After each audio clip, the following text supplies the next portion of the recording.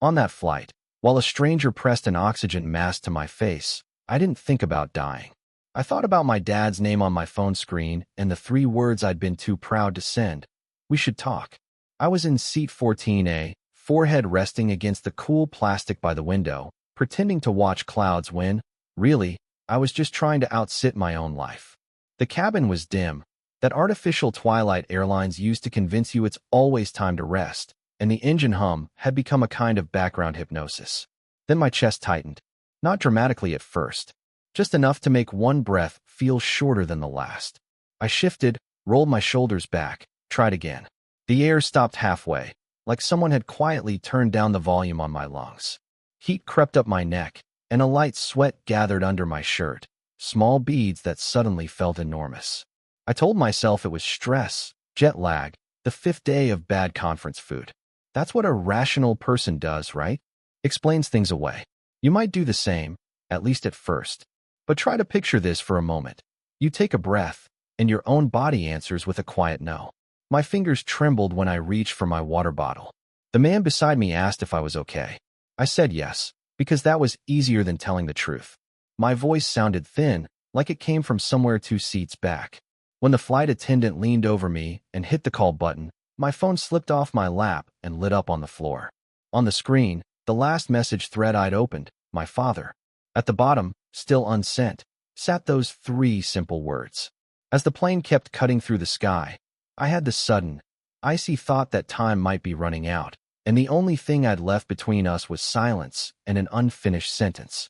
Before the flight, before the oxygen mask and the diverted landing and the word embolism, I would have told you my life made sense. I'm 38, a software engineer based in Seattle, which is exactly as glamorous as it sounds if you enjoy back pain and dark mode. My days were a loop. Alarm at 6:30, quick shower, laptop by 7:15, coffee by the gallon, stand-up meeting at 9, then 10 to 12 hours of sitting very still while my brain ran marathons. I liked that about my life. The predictability, the clean logic. Bits either flipped or they didn't. Code compiled or it didn't. If something broke, there was a reason, and you could trace it. Feelings weren't like that, so I mostly kept them in the background like a minimized window. My dad lived on the other side of the country, in Ohio, in the same house I grew up in. After my mom died 3 years ago, he clung to that place like it was the last piece of her he could still touch. I, on the other hand, wanted to sell it. Split the money. Close the chapter. Move on. We fought. Not just about the house. About politics. About my decision not to have kids yet. About how he'd given his life to steady work while I gave mine to a screen. At least, that's how he put it. I said some things I can't unsay. He did too. The last conversation ended with me hanging up and blocking him on social media like he was some random troll instead of the man who taught me how to ride a bike. If you're wondering what kind of son does that, I've wondered the same. But at the time, I wrapped it in nice language. I called it protecting my peace. I told myself I was done being guilt-tripped, done with emotional ambushes. It's amazing how noble selfishness can sound in your own head. My sister, Mia, didn't see it that way. She stayed in Ohio, about 30 minutes from Dad, and kept the actual relationship going while I managed the occasional holiday call that felt more like a performance review than a conversation. Just call him, she'd say. He's lonely, Alex. He doesn't know what to do with himself without Mom. I'm busy, I'd answer, staring at yet another sprint board. I'll get to it. Have you ever said that? I'll get to it. Not just about chores, but about people. I used to think time was like my task list, always more of it tomorrow. So I poured myself into work. Conferences, cross-country flights, red-eye returns. I upgraded my airline status while downgrading my health. More takeout, less sleep, a gym membership that turned into a monthly donation. When my legs started feeling heavy on stairs, I joked about getting old. When I had to shift in my chair because of a dull ache in my calf, I assumed it was the chair's fault. Just picture this. You're successful enough on paper, your calendar is full, your inbox never empties, and the only thing getting quieter, month after month, is the sound of your own family in your life. That's the life I was living when my sister called and said, Alex, Dad's not doing well. He misses you. Can you please just talk to him? And even then, with my heart still technically working fine, I chose to let her words go to voicemail. The first rail warning didn't feel like a warning. It felt like annoyance. About 6 months before that flight, I noticed my right calf would throb after long days at my desk. Not sharp pain, more like someone had wrapped a band around the muscle and pulled it one notch too tight. I'd stand up, shake my leg out, walk to the kitchen for more coffee, and it would ease a little. So I did what a lot of people probably do. I shrugged it off. Too much sitting, I told myself. I'll stretch more. I didn't stretch more. Then the swelling started. Subtle at first. I'd come home, kick off my shoes, and realize the sock line on my right leg was deeper than the left. The skin felt a little tighter there. I Googled it once, saw the words blood clot in bold on some medical site, and closed the tab almost instantly. That's the thing about being rational when it comes to other people's problems. We're so good at it. But when the search results are about your own body, suddenly denial looks a lot more attractive. Have you ever done that? Opened a page, seen something that scared you, and decided ignorance felt safer? I kept flying. Seattle to Chicago, Seattle to Austin, Seattle to Boston. Always in economy. Always in the same position. Knees slightly cramped, laptop open, convincing myself this was the price of being driven. The shortness of breath came later. At first, I blamed the stairs in my apartment building. 3 flights isn't much, but I found myself pausing on the second landing, hand on the rail, catching my breath. I told myself I was out of shape, that software engineering isn't exactly a cardio sport, and I'd fix it after this project. There was always a project. My sister called more often during that time. I stopped letting it go to voicemail, but I also stopped really listening.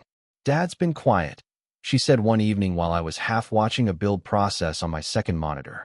He doesn't go out much. He still sets a place at the table for Mom sometimes. It's hard to see. I swallowed. Eyes still on the loading bar. He could join a group or something. There's stuff for widowers, right?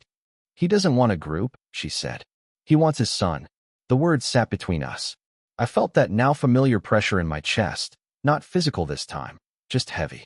I switched the phone to my other ear, as if that would make the conversation less direct. Look, Mia, we said some ugly things. He made his choices. I made mine. Alex, she said, softer now. You don't have to fix everything. Just call him. Let him hear your voice. You sound like Mom when you're tired. He misses that. After we hung up, I stared at my phone for a long time. I opened my messages. Scrolled to his name. The last text from him was over a year old. Let me know you landed safe, champ. A photo from some airport I barely remember. I'd replied with a thumbs up emoji. That was it. A year of silence where a relationship used to be. My thumbs hovered over the keyboard. I typed. We should talk. I watched the words glow on the screen. 3 simple words that felt heavier than any line of code I'd ever written. My chest tightened, not like on the plane, but in a way that told me this was going to hurt no matter what he wrote back. Just picture this. You're holding the digital equivalent of an olive branch, the cursor blinking like a heartbeat, and all you have to do to start healing is tap one blue arrow. I didn't tap it. Instead, I backed out of the thread, telling myself I'd send it when I wasn't so tired, when the project was done, when I felt less raw. Later. Meanwhile, the flights kept coming, my leg kept swelling, the stairs kept stealing my breath, and the space between my father and me kept stretching into something that looked suspiciously like forever. The conference itself was unremarkable, which is probably why I remember the edges of it so clearly. San Diego in the spring, harbor air that smelled faintly of salt and gasoline, a waterfront hotel with beige carpets and motivational slogans about innovation printed on the walls. I spent 4 days walking between windowless rooms, standing under LED lights, explaining to strangers how our system handled concurrency while my right leg throbbed inside a pair of dress pants that felt half a size too small. By the last day, my calf was noticeably swollen. When I pressed my thumb into the skin that morning, it left a little crater that took a second too long to fade. I knew that wasn't right. I also knew I had a presentation in 2 hours, a flight that evening, and a backlog of emails waiting for me. So I did what I'd been training myself to do for years. I pushed it down the list. Walk it off? I muttered to myself in the elevator, feeling ridiculous and a little afraid. You'll fix it when you get home. That night, after the closing dinner, I stood at my hotel window with my laptop closed for the first time all week. The city lights glittered on the water. My leg ached in a steady, insistent way. I pulled out my phone, Opened my messages, scrolled to my dad's name. The unsent text, "We should talk," was still sitting in the box, waiting like it had been holding its breath for days. I started to type more. "I'm in San Diego for work. Thought of you when I saw the ships." I stared at the sentence. It felt too small for the distance between us, too casual for the things we'd both said. My chest tightened in a different way, emotional this time, and instead of sitting with that discomfort, I did what I'd become very good at. I hit back. The words disappeared. The empty text box looked like judgment. Later, I told myself. After this trip, after things calmed down. Have you ever noticed how later is the easiest promise to make and the hardest one to keep? The next morning, I limped slightly through the airport, dragging my carry-on with one hand and holding coffee in the other. Security, gate, boarding, all the familiar choreography. By the time I folded myself into seat 14A, I was mostly focused on how relieved I was to sit down, even if it meant 5 hours of not moving. We took off into clear blue sky. I answered a few work messages, half-watched a movie on the seatback screen, and then let my head rest against the cool plastic by the window. The engine hum settled into that steady white noise that usually soothed me. About 2 hours into the flight, my chest changed the script. It started as a pressure, right behind the sternum, like someone had placed a brick there and walked away. Not sharp, not dramatic, just a weight that made my next breath feel shorter than the last. I shifted in my seat, rolled my shoulders, tried again. The air stopped halfway. I told myself it was indigestion. Airport breakfast, too much coffee, not enough sleep. Logical explanations. Sensible stories. Then a wave of heat flushed up my neck, followed by a shimmering kind of lightness in my head that had nothing to do with altitude. My heart began to pound harder, not necessarily faster, just heavier, each beat landing with a thud I could feel in my throat. I took another breath and got even less air. That was the moment something in me whispered, "This is not anxiety." I glanced down at my leg. Even through the denim, I could see the outline of swelling in the right calf. The fabric stretched tighter on that side. Memory flashed. That closed tab about blood clots. The word embolism buried in a list of possible outcomes I'd refused to read in full. You might think you'd be calm in a situation like that you'd methodically evaluate your symptoms, but standing in front of your own fear is different than reading about somebody else's. I don't know what you would feel in my place, but imagine it for a second. You try to inhale, and your own chest answers with a quiet, steady no. My hand went to the call button, hesitated, then pressed it. The flight attendant arrived with that practice smile airlines train into people who work at 30,000 feet. Her expression changed as soon as she saw my face. "Sir, are you feeling all right?" she asked. "I can't really breathe," I managed. The words came out in pieces, each one costing me more air than I was getting back. She leaned closer, eyes scanning my chest, my lips, my hands.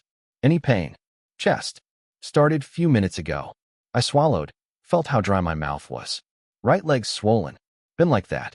Her gaze flicked to my legs, then up to the call button above us. She reached up, pressed another switch, and her voice went through the cabin. "If there is a medical professional on board, please ring your call light." The hum of conversation around us dimmed, like someone turned down a volume knob. A few chimes sounded in the rows behind me. A man in a polo and slacks stepped forward, raising a hand. "I'm a physician," he said, producing a hospital ID. "Cardiology." He knelt in the aisle, looked directly into my eyes. "Sir, I'm going to ask you a few questions. Where exactly is the pain?" "Here." I tapped my sternum with shaking fingers. "Can't catch my breath. Legs swollen for days." His face sharpened in that way people get when their training clicks in. He checked my pulse at my wrist, then my neck, watched my chest as I tried to pull in another breath. "Any history of clots?" he asked. "Recent surgery? Long trips? Flights?" I whispered. "Lots of sitting. Desk job." He exhaled once through his nose, then looked up at the flight attendant. "I'm concerned this might be a pulmonary embolism. We need oxygen on him now, and you should notify the captain. They may need to divert." Pulmonary embolism. The worst-case scenario I'd scrolled past, the thing that happened to other people in cautionary tales. The mask came down from somewhere I'd never noticed. Clear plastic, elastic straps, a small metal canister hissing softly. The flight attendant pressed it over my nose and mouth. The first rush of oxygen was cold and dry, tinged with that metallic smell that always lives inside medical equipment. Slow breaths, the doctor said. In as deep as you can, out gently. Stay with us. Just picture this.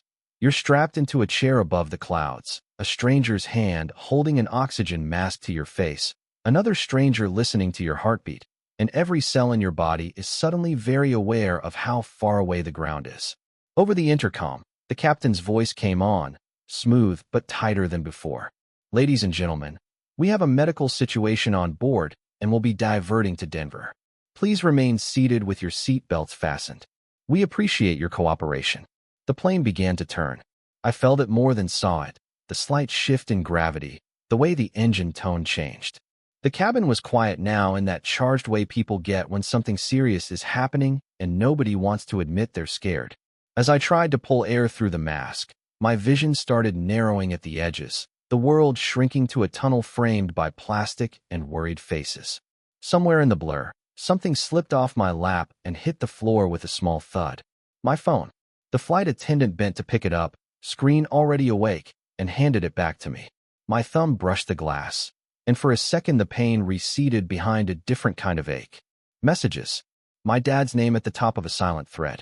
At the bottom, still sitting there, those 3 words. We should talk. I stared at them through the mask, through the fog in my mind, through the realization that if this went badly, that sentence would never exist anywhere except on my screen. Have you ever had one specific regret step forward and stand in front of all the others? Not a list, not a blur, just one thing, one choice, one moment where you could have done differently and didn't? As the plane dropped through a layer of thin clouds and the cabin rattled softly, I wasn't thinking about my job title or my apartment or the conferences I still had booked. I was thinking about my father sitting alone in a too-quiet house in Ohio, and what it would sound like when a stranger called to tell him his son had collapsed on a flight he never knew I'd taken. The descent pressed me into the seat. My ears popped. The pain in my chest flared once, hard enough to steal what little breath I had left, then blurred into a heavy, distant throb. Voices layered over each other. Flight crew, the doctor, someone praying under their breath. The wheels hit the runway with a jolt. People exhaled in relief. I didn't have the air to join them. The next sensations came in fragments. The plane slowing. Applause from somewhere behind me. The hiss of the door opening. Cold air against my cheeks as they wheeled me down the aisle on a narrow stretcher. Sirens gathering outside like an approaching storm. The last thing I remember clearly, before everything slipped into a gray, weightless murmur, was my phone still in my hand, screen gone dark, my thumb resting over a message I had never sent. I used to think losing consciousness was like flipping a switch, on, off, nothing in between. It isn't. For me, it felt more like when an old radio drifts between stations. One moment you've got a clear signal, the next it's just static and half voices, and you're not sure which direction would bring the music back. I remember the ambulance doors slamming. Or I think I do. A brief, cold rush of air. A man's voice close to my ear. O2 is running, pressure's dropping. And then numbers I didn't understand. The sensation of being lifted. The ceiling of the jet bridge sliding above me in broken panels.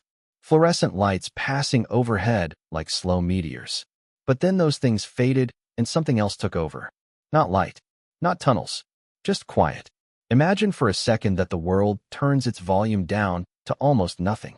No plane, no sirens, no wheels, no voices. Just a thin, distant hum you can't quite place. And in that hush, your own thoughts get louder, like they've been waiting for their turn at the microphone. The first thing that surfaced wasn't my childhood or some dramatic montage of best moments. It was a voicemail from my dad I'd heard a dozen times before and ignored the last 11. Hey, champ, just checking in. Let me know you landed safe, okay? Your old man still worries. When my mom was alive, she used to nag him about how often he called. Give the boy some space, Daniel, she'd say, laughing in the kitchen while he leaned against the counter with the cordless phone. He'd roll his eyes, but he'd call anyway. Short messages. Small questions. How's the weather out there? You watching the game? You eating enough? I always answered quickly back then. Short, efficient, like a status update. Yeah, all good. Busy but fine. Game's on, we're up by 7. Never too much detail, never too much time. There would always be more time, I thought. In that strange in-between, where my body felt far away and my awareness floated somewhere just above it, those tiny, boring voicemails suddenly felt like the most precious things on earth. I didn't see my dad's face. I saw his name. The way it looked when it lit up my phone, Dad. Simple. Grounding. Taken for granted. Have you ever replayed something ordinary and only later realized it was actually the good part? The real treasure buried inside all the noise. Other fragments drifted up. The last time we were in the same room, standing in the driveway after the fight about the house. He was gripping the railing by the steps, knuckles white, face flushed. "This home is all I've got left of her," he'd said. "You want to sell the last place your mother laughed in?" "It's a building, Dad," I'd snapped. "It's not her." I can still see the way his eyes watered, not with dramatic tears, but with that tight, hurt shine men get when they're trying not to cry in front of their sons. "If it's just a building to you," he'd said, "I guess that tells me everything." I turned away first, got in the rental car, drove off feeling righteous, convinced I was the reasonable one, the practical one. We can't live in the past, I told myself. I'm helping him move forward. Now, lying somewhere I couldn't name, with my body doing work I couldn't oversee, that argument didn't feel like a principled stand. It felt like abandoning a man who'd just lost his wife. Just picture this for a moment. The last real conversation you had with someone you love is you explaining logically why their grief makes them inconvenient. I didn't see some grand timeline of my life. I felt specific absences. I didn't remember my promotions. I remembered skipping a trip home for Thanksgiving because flights were expensive and we'd all see each other at Christmas anyway. I didn't remember the applause after successful presentations. I remembered declining my dad's FaceTime call during a game we always watched together, texting, "Can't talk now. Busy. Next week. Busy. Next week." Those words hovered in that strange inner quiet, stripped of their excuses, and all that was left underneath was fear. Not fear of death in the abstract. I'd thought about that before in a vague, philosophical way. This was smaller, sharper. Fear that my father would outlive his last chance to hear me say, "I'm sorry." Fear that my sister would have to carry the weight of knowing she'd tried to warn me, and I'd chosen my calendar over my family. Fear that the sum of my decisions, when you stripped away the conferences and the sprints and the neatly organized code repositories, would look a lot like neglect. I don't know what you would think in that space, with everything you normally use to distract yourself muted. But try to put yourself there for a moment. No phone, no notifications, no meetings, just you and the very simple question. If this is it, who did I fail to love the way they deserved? I thought about Mom's funeral. The way Dad's hand shook when he folded the flag from her casket. She'd served in the reserves when she was younger, and how his fingers wouldn't quite obey him. I stepped in, steadied the fabric, muttered something about proper technique because I didn't know how to say, "I see you breaking." Afterward, while people were bringing casseroles into the house, he'd pulled me aside in the hallway. "Promise me you'll stick around a while," he'd said, voice low, eyes tired. "I don't know what I'm doing without her." "I can't stay long," I'd answered. "Work is crazy right now." 3 days later, I was on a plane back to Seattle. That memory landed hard in the middle of all the others, and for the first time, I didn't try to justify it. The radio between stations had stopped searching. It was picking up one message, loud and clear. "You treated your father like a problem to optimize instead of a person to love."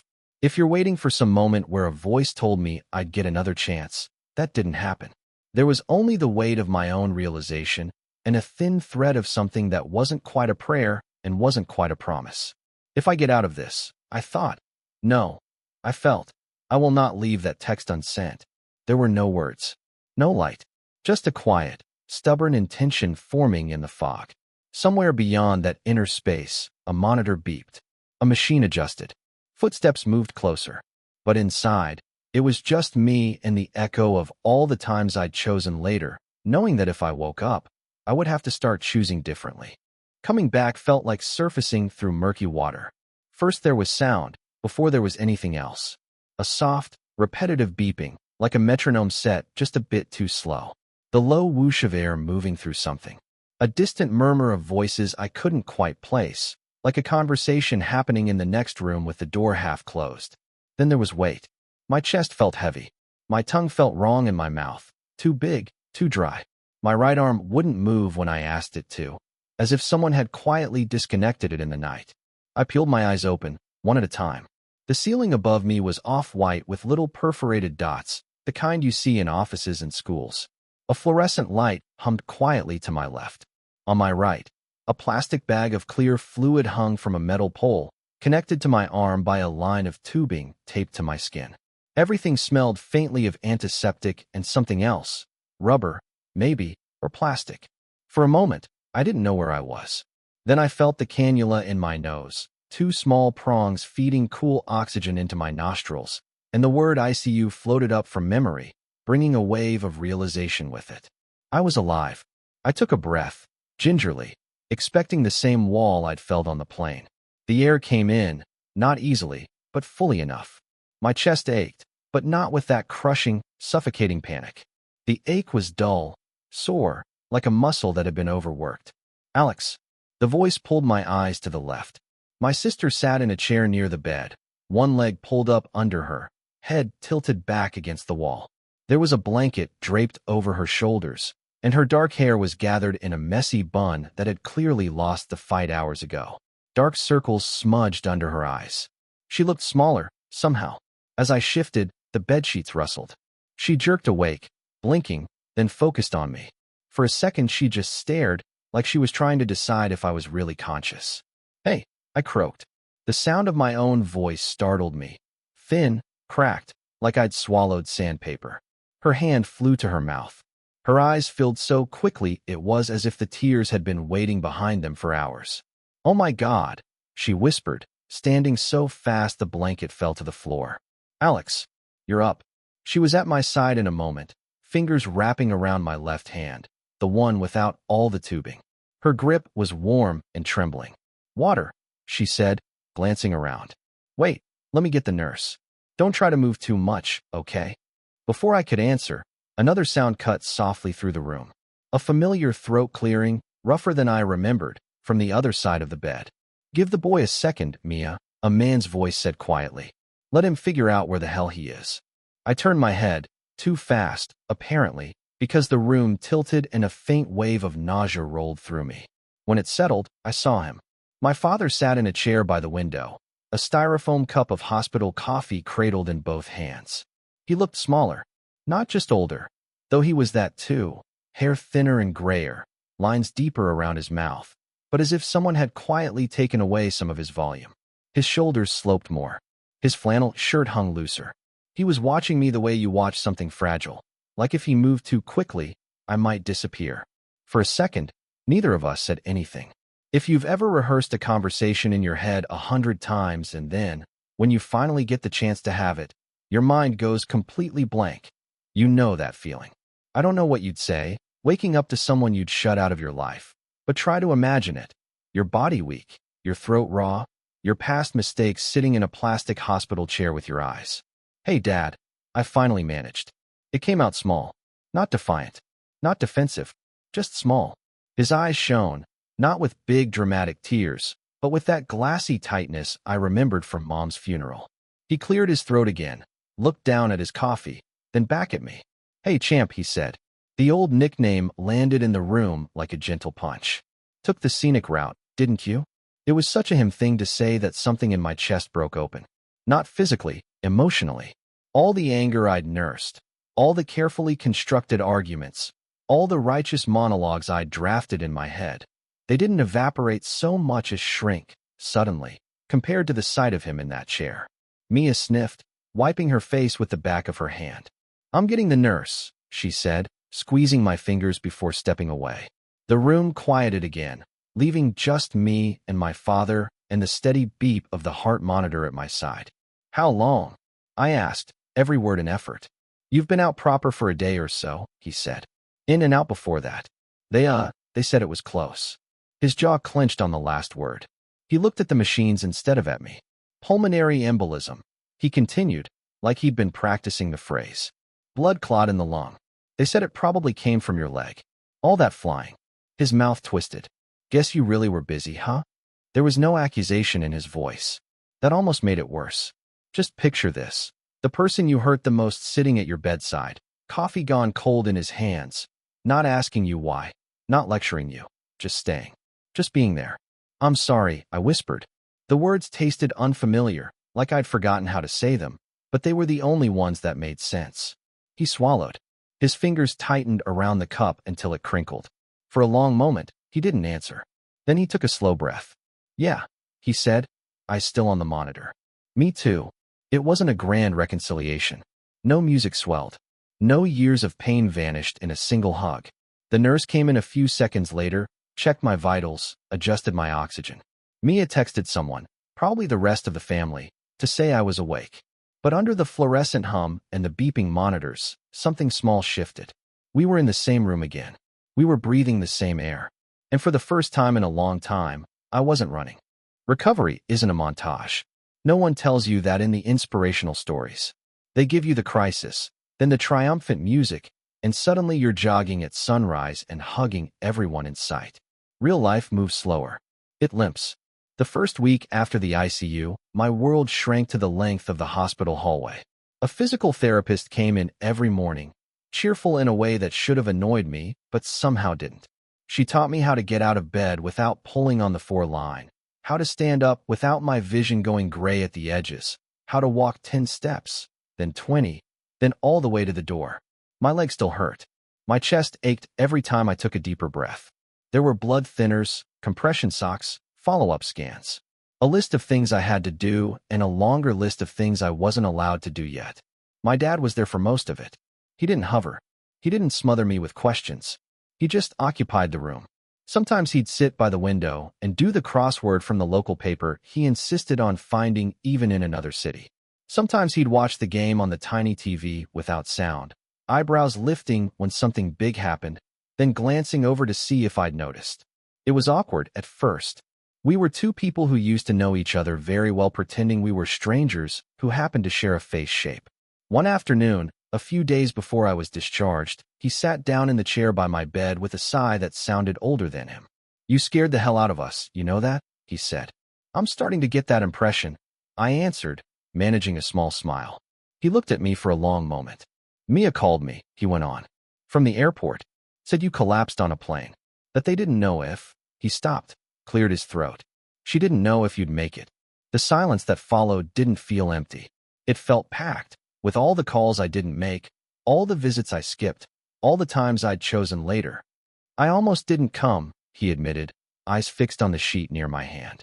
"Told myself you didn't want me there. That you'd made that pretty clear. Sat in that damn kitchen for an hour arguing with your mother in my head about it." "What made you come?" I asked quietly. He huffed out a breath that wasn't quite a laugh. "She did," he said.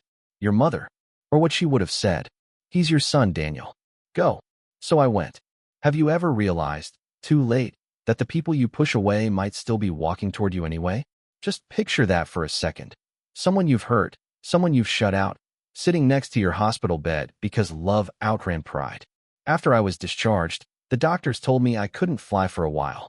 No long-haul flights, no cross-country trips. "Your body needs time," they said. "You need time." So I took some. I stayed in Denver at a hotel for a few extra days before heading home by train.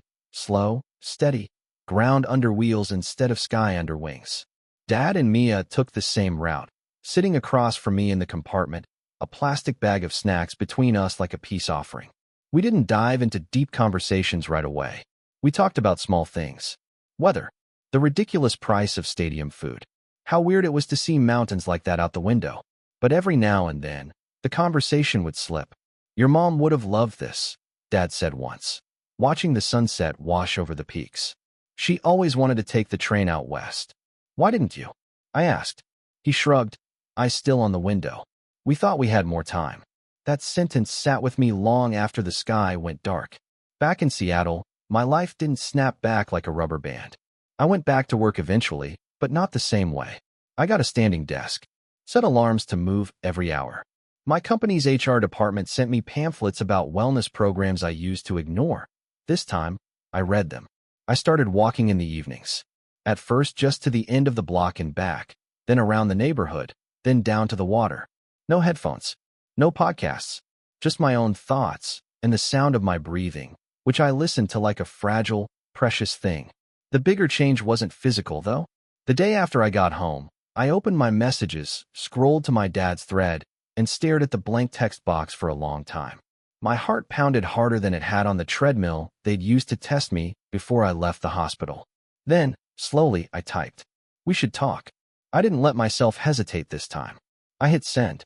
A minute later, 3 dots appeared. "I'm here, champ. Whenever you're ready." We didn't fix everything in one call. Or in 10. Sometimes we argued. Sometimes one of us said something sharp and had to circle back later. But there was a new rule now, unspoken but firm. We didn't hang up on each other. We didn't stay silent for months. We started a Sunday call tradition, not always long, not always profound. Sometimes it was 15 minutes about the game. Sometimes it was an hour about mom, about how much we both missed her and how badly we'd handled that grief. I flew out to Ohio when I was finally cleared to travel again, this time armed with compression socks, a doctor's blessing, and a new respect for the fact that my body isn't invincible. I didn't stay in a hotel.